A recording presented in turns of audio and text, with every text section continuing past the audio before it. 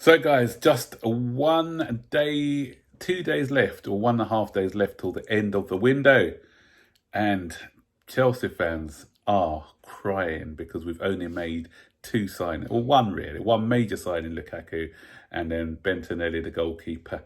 But Chelsea fans are demanding more. Chelsea fans are saying Mourinho, Granovskaia has failed us.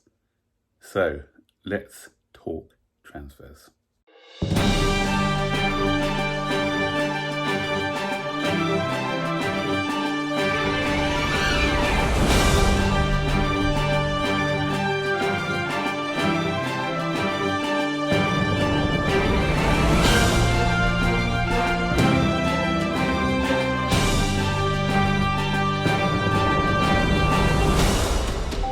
Yeah, so the news that we're hearing today, I'm not sure, things may change by the minute, but at the latest is that no Kounde, no Saul, so our window may just end up with us getting Lukaku and Bentonelli. Would it be a great window? Probably not. Would it be an okay window? Yes, because we have addressed our main issue and our squad are already a good squad. But if we wanted to really challenge and be confident in challenging for the league, then yes, I agree that we do need in two extra bodies, a defender, especially with Kurt Zouma going, and an additional midfielder. We've seen that with the injuries to Kante, Jorginho took a knock as well, that if we have any long-term injuries to that midfield area, then we're going to find ourselves weak in that department, especially having letting Billy Gilmore go. Okay, some people would argue that we've got the likes of Ruben Loftus-Cheek, but for me, he's not like a 6, he's more of an 8 or box-to-box. Can he slot into one of those 6 roles? I don't think he'll be able to do that effectively. So, what is happening with these deals, and is Mourinho to blame? So let's dissect these deals. Let's take the Kounde deal first.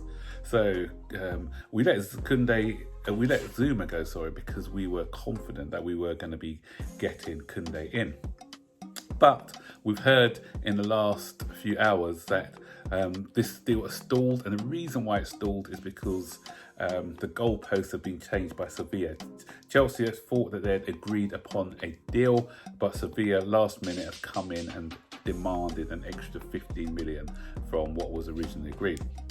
And Chelsea, rightly so in my opinion, has said, no, we're not doing that, okay? And that's similar to what's happening with the Saul deal as well, because I think Chelsea wanted a loan deal with an option to buy, but Atletico Madrid are demanding a loan deal with an obligation to buy. So that means we'll have to buy him after the loan is up next season. But I think Chelsea want to look at him and see what he's like, because they've got, they've still got their sights on Declan Rice, who probably won't be, definitely now, because with 1 day to go of the window, won't be attainable for us. So they want to see what Saul can offer us for a season. If it doesn't work out, we can let him go without having to fork out a fee, and then we can go all in for Declan Rice. If it does work out, then there's a discussion to be had, a decision to be made. Do we need Declan Rice, or could we take Saul and play him in a different position? So that's why we wanted to take a look at the player first to see if he's suited to the Premier League, because some people who come in from different leagues may not be suited for the Premier League. And so I think these are sensible options, sensible decisions by the club. But no, not a lot of our fan base are, screaming Mourinho out. Apparently that's been trending on Twitter. I obviously don't follow those sort of supporters or those followers, because I haven't got any Mourinho outs under my Twitter feed.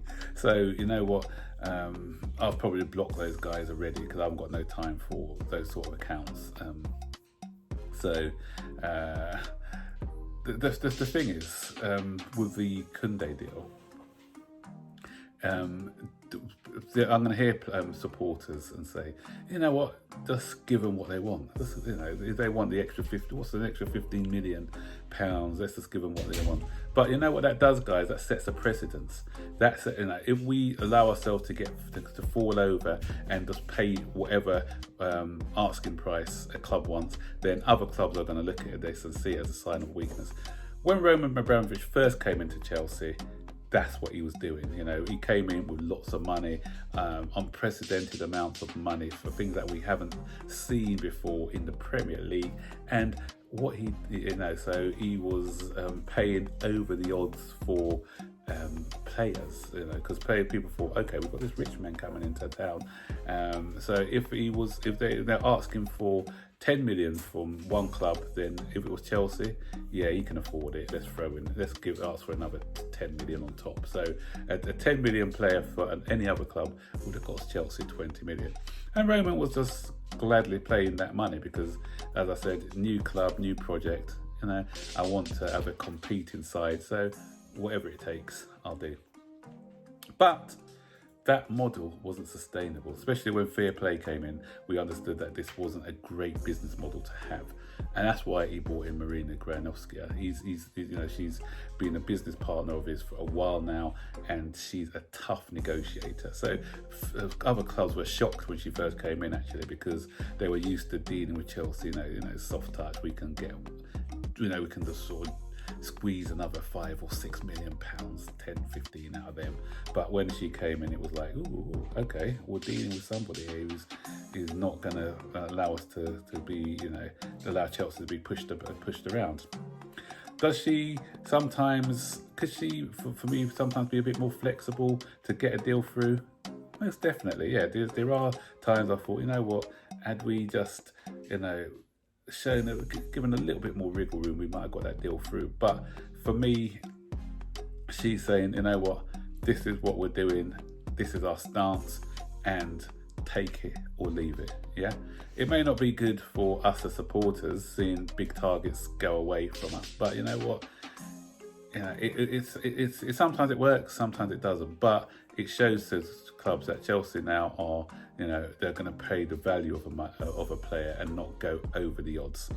And all those people who are screaming about Marina, if you were buying a house and you agreed a £500,000 deal on a house, and then somebody said, you know what, I've just seen that guy's bank account, he's rich, let's squeeze another 50,000 out of him, let's ask for 550,000. Would you say, yeah, okay, then I'll just pay the extra 50, or would you walk away from that deal? You know, it's, you know, because it's not your money you're playing with, then, you know, everyone's got an opinion. And this isn't Football Manager. It's not something, you know, you can do. This is real business, guys. And we need to run like a club who are self-sufficient. If we're running like a club who are self-sufficient, then we need to do these deals properly, conduct these deals properly. Otherwise, we're going to end up in a situation like what Barcelona are in, where, you know, they have to get rid of their best player, the £2 billion in the red.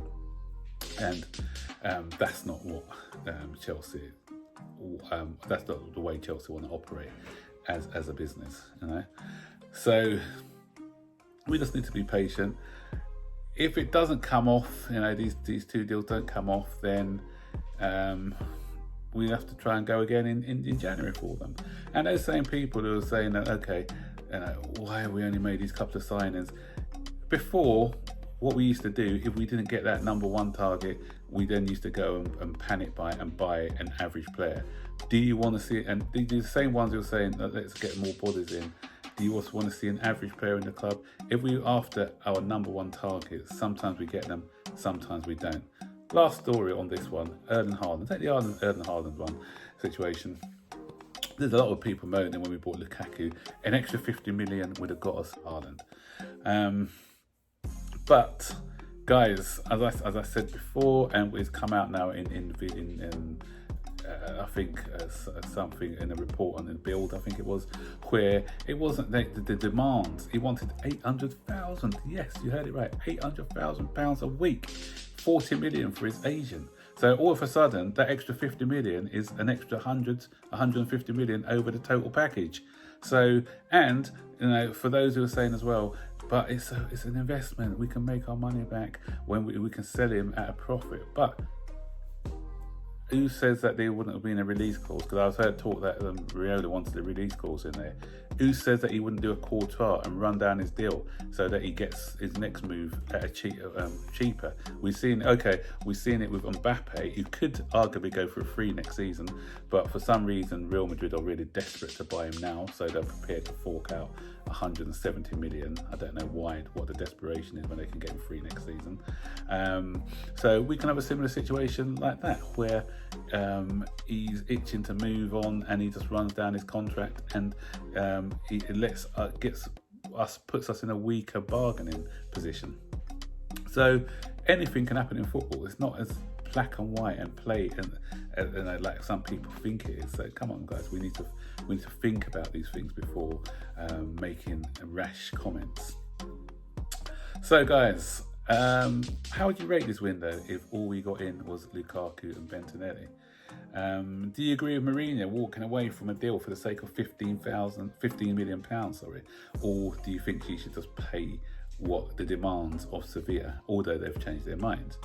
The Saul one, do you think having an obligation to buy is good? Do you think, or should we walk away from that deal? And if we do walk away from that deal, is there any last minute deals to be had in the window? It may be a loan or permanent. If there are any options that you can think of late in the day who are attainable, stick them in the comment section below. So I'll be back tomorrow for a transfer deadline day special.